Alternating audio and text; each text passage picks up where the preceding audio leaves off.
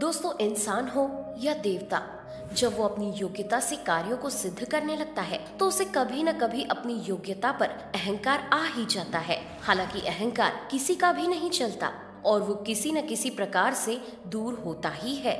तो दोस्तों, आज हम आपको सुदर्शन चक्र की ऐसी कहानी बताएंगे जो स्वयं को महान समझने लगते हैं, परंतु फिर शांत और बुद्धिमान हनुमान जी उनके अहंकार को किस प्रकार दूर करते हैं। साथ ही ये भी जानेंगे कि किस प्रकार हनुमान जी सुदर्शन चक्र के अलावा गरुड़ और सत्यभामा का अहंकार भी दूर करते हैं। तो चलिए बिना किसी देरी के वीडियो को शुरू करते हैं। दोस्तों, सुदर्शन चक्र जो हमेशा से ही भगवान विष्णु का शस्त्र रहा है और उसने हमेशा ही भगवान विष्णु के श्री कृष्ण रूपी अवतार में उनके बहुत से कार्यों को सिद्ध करने में महत्वपूर्ण भूमिका निभाई है। एक बार तो उसने इंद्र वज्र को भी निष्क्रिय किया था, तो सुदर्शन को ये अभिमान होने लगता है कि वो समस्त संसार के अंधकार को दूर कर सकता है और स्वयं को सर्वशक्तिशाली मानने लगता है। इस अहंकार से चूर सुदर्शन चक्र श्री कृष्ण से पूछता है, भगवान, इस संसार में मुझसे भी ज्यादा शक्तिशाली कोई है क्या? उधर दूसरी ओर जब श्री कृष्ण रानी सत्यभामा के पास बैठे होते हैं तो सत्यभामा सोचती है कि श्री कृष्ण ने मेरे लिए स्वर्ग से पारिजात का फूल लाके दिया था और ये कार्य उन्होंने अपनी सबसे सुंदर और प्रिय पत्नी के लिए ही किया होगा। ये सब सोचते हुए सत्यभामा स्वयं की सुंदरता पर अहंकार करने लगती है और वो श्री कृष्ण से पूछती है, हे श्री कृष्ण, त्रेता युग में आपकी पत्नी रही सीता क्या मुझसे भी ज्यादा सुंदर थी? सत्यभामा की इन बातों से श्री कृष्ण को उनके अहंकार का आभास हो जाता है। उसी समय गरुड़ भी श्री कृष्ण के सामने आ जाते हैं। दोस्तों, गरुड़ को तो आप जानते ही होंगे, जो भगवान कृष्ण के वाहन थे। वो समझने लगते हैं कि भगवान कृष्ण मेरे बिना कहीं जा ही नहीं सकते और ना ही कोई मेरी तेज गति का मुकाबला कर सकता है। इसलिए वो भी श्री कृष्ण से प्रश्न पूछते हैं, हे प्रभु, क्या इस दुनिया में मुझसे भी ज्यादा तेज गति से कोई उड़ सकता है? तो इन तीनों के प्रश्नों को सुनने के बाद श्री कृष्ण इन सब के अहंकार को दूर करने के लिए उपाय सोचते हैं। फिर वो इस कार्य के लिए हनुमान जी की सहायता लेते हैं। दोस्तों, सबसे पहले श्री कृष्ण गरुड़ के अहंकार को दूर करने के लिए उन्हें हनुमान जी को बुलाने के लिए भेजते हैं, जो मलय पर्वत पर विराजमान थे, और वो गरुड़ से कहते हैं कि वो पर्वत पर पहुंचकर हनुमान जी से कहें कि भगवान कृष्ण ने उन्हें बुलाया है, जो कि भगवान राम ही है, और वहाँ वो सीता माता के साथ आपका इंतजार कर रहे हैं। इतना कहकर श्री कृष्ण गरुड़ को द्वारिका से मलय पर्वत की ओर भेज देते हैं। साथ ही द्वारिका में सत्यभामा से कहते हैं कि वो सीता के जैसे तैयार हो जाएं, क्योंकि आज भगवान राम और सीता के दर्शन करने के लिए उनका एक पुराना भक्त आने वाला है, जिससे आपको सीता के रूप और सौंदर्य का ज्ञान भी हो जाएगा।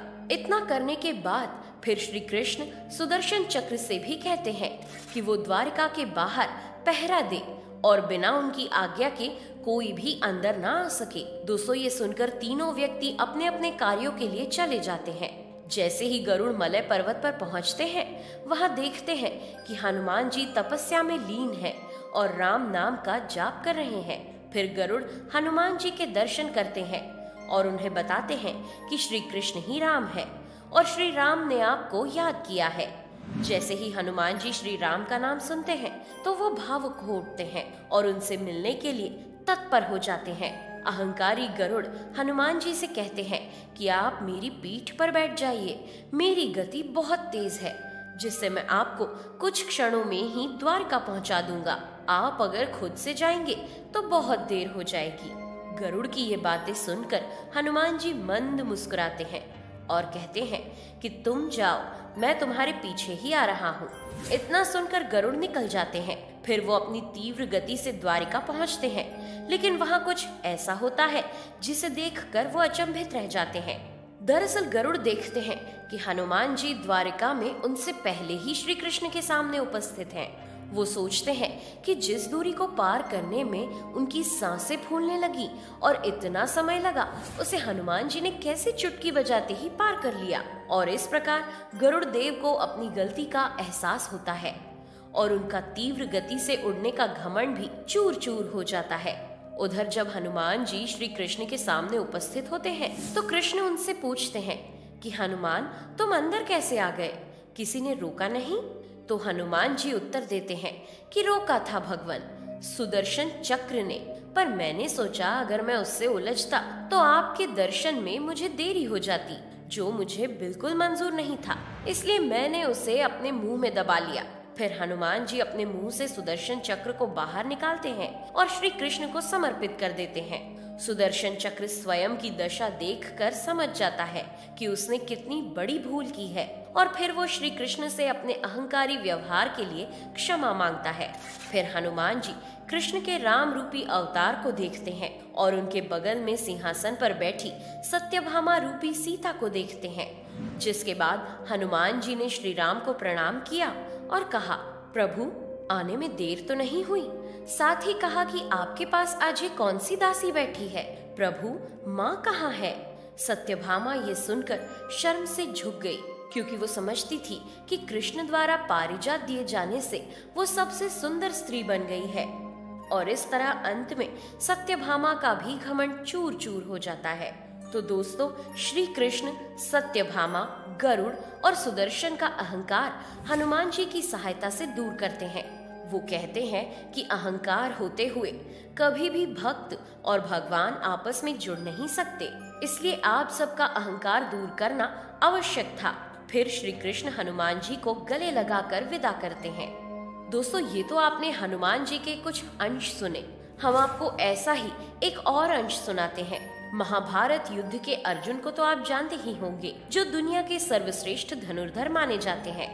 पौराणिक कथाओं के अनुसार एक बार जब हनुमान जी और अर्जुन की मुलाकात रामेश्वर में होती है, तो बातचीत में अर्जुन हनुमान जी से कहते हैं कि आपके प्रभु श्री राम ने लंका युद्ध के दौरान वानर सेना को समुद्र पार करने के लिए बाणों के सेतु का निर्माण क्यों नहीं किया। इस पर हनुमान जी ने कहा कि बाणों से बना पुल वानर सेना का भार सहन नहीं कर पाता। तो घमंड में चूर अर्जुन ने कहा कि वे तो बाणों से ऐसा पुल बना सकते हैं जो कभी टूटता ही नहीं। अर्जुन ने हनुमान जी से कहा कि वो अभी बाणों से ऐसा पुल तैयार करके दिखा सकते हैं जो आपका भार सहन कर लेगा। अभिमान में चूर अर्जुन ने अपने बाणों से तालाब पर एक सेतु बना दिया और हनुमान जी को चुनौती दी।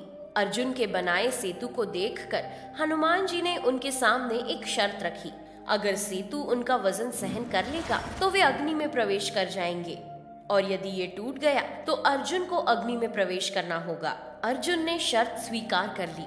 हनुमान जी ने अपना पहला विशाल रूप धारण किया और जैसे ही अपना पहला पैर उस सेतु पर रखा तो सेतु डगमगाने लगा और दूसरा पैर रखते हुए सेतु चरमराने लगा। उस पुल की हालत देखकर अर्जुन का सिर शर्म से नीचे हो गया। हनुमान जी ने जैसे ही तीसरा पग रखा तो वो तालाब खून से लाल हो गया। ये देखकर हनुमान जी सेतु से नीचे आ गए और अर्जुन को अग्नि प्रज्वलित करने को कहा।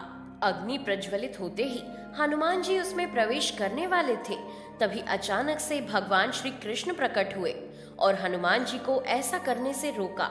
उन्होंने कहा कि हे भक्त श्रेष्ठ, आपके पहले चरण के रखते ही ये सेतु टूट गया होता अगर मैं कछुआ बनकर अपनी पीठ पर आपका भार सहन नहीं करता, और तीसरा पग रखते ही मेरी पीठ से खून निकलने लगा।